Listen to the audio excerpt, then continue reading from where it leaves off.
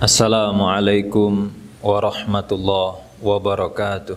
Innal hamdalillah nahmaduhu wa nasta'inuhu wa nastaghfiruh wa na'udzu billahi min syururi anfusina wa min sayyiati a'malina may yahdihillahu fala mudhillalah wa may yudlil fala hadiyalah.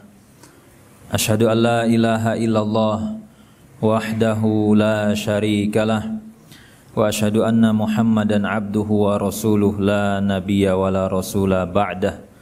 Allahumma salli wa sallim wa barik ala nabiyyina Muhammadin wa ala alihi wa sahbihi wa sallam. Qala Allah Ta'ala, ya ayyuhalladzina amanu taqullaha haqqa tuqatih wa la tamutunna illa wa antum muslimun. Fa ya ibadallah usi nafsi wa iyyakum bitaqwallah faqad fazal muttaqun. Jamaah salat Jumat rahimani wa rahimakumullah. Topik khutbah kita pada siang hari ini yaitu aturan penting terkait dengan gadai. Allah Subhanahu wa taala memberikan rambu-rambu dalam hidup kita, di antaranya yang berkaitan dengan muamalah, dan di antara urusan muamalah kita dengan yang lain yaitu berkaitan dengan gadai. Poin yang pertama, Allah Subhanahu wa taala mengizinkan hambanya untuk melakukan akad gadai. Allah Subhanahu wa taala sebutkan di dalam Al-Qur'an, wa in kuntum ala safarin wa lam tajidu katiban farihanun makbudah. Kata Allah, kalau kalian dalam posisi sedang safar lalu tidak ada tukang catat, maka silakan ambil barang gadai. Dan kemudian di antara dalil lain yang menunjukkan bahwa gadai itu boleh, yaitu dipraktekkan langsung oleh Rasul sallallahu alaihi wasallam, sebagaimana yang disebutkan oleh sahabat Anas.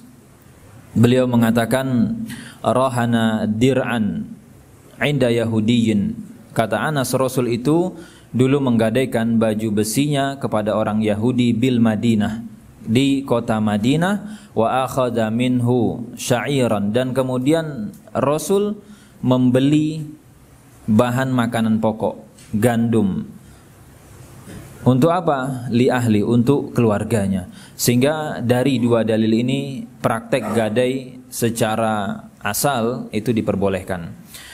Kemudian yang kedua, aturan penting terkait gadai. Akad gadai adalah akad pelengkap. Yang ini bisa dipakai untuk mendampingi akad sosial ataupun akad komersil. Contoh akad komersil adalah jual beli, contoh akad sosial adalah utang piutang. Sehingga jamaah sekalian yang menjual barang secara kredit, maka boleh untuk meminta jaminan, agunan atau barang gadai dari pembeli. Atau ketika kita melakukan akad sosial, memberikan utangan kepada orang lain, kita boleh untuk meminta barang jaminan. Dan fungsi dari akad gadai itu adalah untuk mengamankan hak. Dia sebagai backup atas hak kita yang ada pada orang lain. Itu fungsi dan posisi akad gadai. Kemudian poin penting yang ketiga, kaitannya dengan gadai. Akad gadai tidak boleh digunakan untuk skema transaksi yang diharamkan oleh syariat. Sehingga fungsi dia sebagai backup, fungsi dia sebagai pelengkap, fungsi dia sebagai akad tambahan, itu tidak boleh ditambahkan atau dimasukkan dalam klausul pun atau akad utama yang mana ternyata akad itu haram. Contoh apa? Misalkan jual beli barang haram lalu secara kredit dan ingin minta gadai, maka tidak boleh. Atau kemudian ada transaksi-transaksi yang mengandung riba, utang piutang yang berbau riba, maka tidak boleh melibatkan gadai di situ, karena memang akad utama pun itu dilarang oleh Allah dan harus dihilangkan. Kemudian poin penting yang keempat mengenai objek yang bisa digadaikan. Sebagaimana tadi disinggung di poin 2 bahwa tujuan adanya gadai untuk mengamankan hak para pihak, maka poin yang keempat adalah objek yang bisa digadaikan adalah sesuatu yang bisa ditransaksikan atau bisa diperjualbelikan, sehingga tidak boleh menggadaikan barang haram sekalipun barang haram itu memiliki nilai ekonomi. Entah itu disebut dengan minuman keras atau mungkin sesuatu yang memabukkan, apapun itu, atau mungkin darah ataupun mungkin babi dan seterusnya, itu tidak bisa dijadikan sebagai objek gadai karena dia tidak bisa dijual. Otomatis hak dari pihak yang memegang barang gadai menjadi tidak aman. Kemudian poin yang kelima, barang gadai ini secara status tidak berubah kepemilikan. Dalam artian ketika si A menjual barang secara kredit kepada si B, kemudian si A minta B menyerahkan barang gadai, atau kemudian ketika si A ngutangin si B dan si A bilang B kasih saya barang gadai, maka status barang gadai itu tidak pindah kepemilikan. Dia masih dimiliki atau masih menjadi haknya pihak pemilik, tidak berubah karena akad gadai tidak mengubah kepemilikan. Dan kemudian poin yang ke-6, turunan dari kepemilikan gadai adalah semua biaya, semua resiko yang muncul atas barang gadai menjadi tanggung jawab pemilik. Dan resiko yang dimaksud adalah resiko-resiko yang sifatnya memang berdasarkan resiko real yang muncul. Dan ini dengan catatan si pemegang barang gadai dalam posisi amanah. Dia tidak teledor dan yang lain, maka kalau ada masalah pada barang gadai itu tanggung jawab pihak pemilik. Itu 6 poin penting kaitannya dengan gadai yang sebenarnya kita sering melakukan atau mungkin kita berinteraksi dengan orang lain yang itu melibatkan barang yang digadaikan. Dan Allah sudah kasih rambu, Allah sudah kasih aturan, bahkan Rasul praktekkan dan berikan pedoman-pedoman itu. Semoga ketika kita melakukan akad gadai kita tidak melanggar syariat dan kita mengikuti koridor yang Allah sudah tetapkan terkait dengan gadai. Aku qauli hadza astaghfirullah li wa lakum wa lisairil muslimina min kulli dzamb fastaghfiru innahu huwal ghafurur rahim. Alhamdulillah wa kafa wa salatu ala habibinal mustafa amma ba'd. Jamaah salat Jumat rahimani wa rahimakumullah.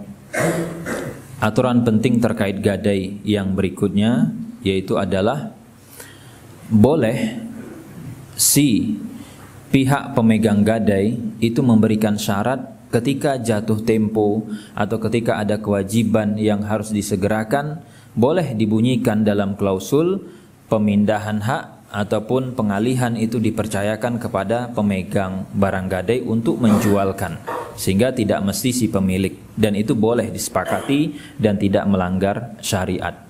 Kemudian poin penting berikutnya kaitannya dengan gadai yaitu adalah ketika barang gadai dijual, dilikuidasi, dieksekusi, maka harga yang dipakai adalah harga yang terbaik di pasaran untuk barang itu. Tidak boleh kemudian jual barang gadai secara ngawur, jual barang gadai dengan harga jauh di bawah pasar. Dan ini adalah bentuk kezoliman kepada si pemilik barang gadai itu. Dan kalau misalkan nanti penjualan barang gadai ternyata lebih banyak dari sisa utang yang harus dilunasi, maka nanti kelebihannya dikembalikan kepada si pemilik barang gadai. Jadi kalau si A ngutangin B sebesar 500 juta dengan gadai rumah atau sawah, dan si B sudah mencicil dari 500 itu sudah dibayar mungkin sekitar 300 juta, lalu jatuh tempo masih ada utang 200 juta, si B belum bayar. Dan saat rumah ini dijual, dieksekusi, ternyata harga jualnya itu yang terbaik adalah 500 juta. Maka yang berhak diambil oleh krediturnya, yang berhak diambil oleh pihak yang ngutangin sebesar duit dia yang belum dia terima, yaitu 200 juta.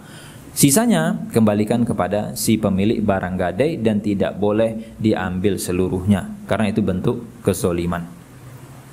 Dan semoga Allah jauhkan kita dari praktek-praktek kezoliman, memakan harta haram, dari transaksi muamalah, entah itu kita sadari ataupun kita tidak sadari, dan semoga Allah jaga harta kita dari harta yang haram. Innallaha wa malaikatahu yusholluna 'alan nabi ya ayyuhalladzina amanu shallu 'alaihi wa sallimu taslima. Allahumma shalli 'ala Muhammad wa 'ala ali Muhammad kama shallaita 'ala Ibrahim wa 'ala ali Ibrahim innaka Hamidum Majid. Allahumma barik 'ala Muhammad wa 'ala ali Muhammad kama barakta 'ala Ibrahim wa 'ala ali Ibrahim innaka Hamidum Majid. Allahumma ighfir lil muslimin wal muslimat wal mu'minin wal mu'minat al ahya'i minhum wal amwat innaka sami'un qaribun mujibud da'wat ya qadhiyal hajat. Rabbana la tuzigh qulubana ba'da iz hadaitana wa hab lana min ladunka rahmah innaka antal wahhab. Allahumma a'inna ala zikrika wa syukrika wa husni ibadatik. Allahumma a'inna ala zikrika wa syukrika wa husni ibadatik. Rabbana atina fid dunya hasanah wa fil akhirati hasanah wa qina adzabannar. Aqimus shalah.